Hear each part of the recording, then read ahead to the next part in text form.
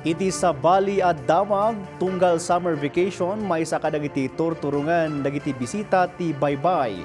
Kadawayan mo't ang may lislista ti panakamas, dagiti daduma beach goer, ken gapod rayta, agpalpalagip ti Philippine Coast Guard iti panaganad dagiti turista. Ada report ni Christine Bornolla-Sabaway.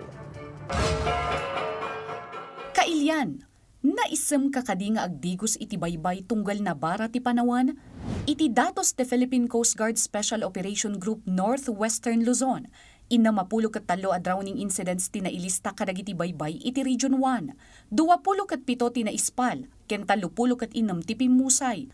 Kadawyan na biktima kat lalaki nga agtawan iti 25 aging 30, Kaadduan kadagiti nalmes kat nagtaud iti Cordillera. Kang runaan na rason, napigsa adaluyon iti baybay.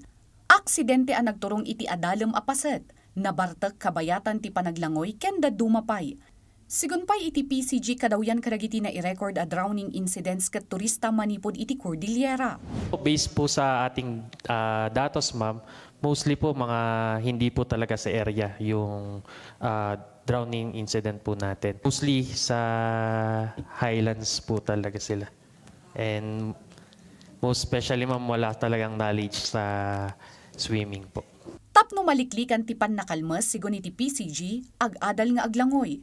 Aglangoy lang iti asidag iti lifeguard. Saan nga aglangoy nga agmaymaysa, ken bantayan a naimbag dagiti ubing, ken saan nga ipalubos nga ipasalaeng ti responsibilidad iti lifeguard.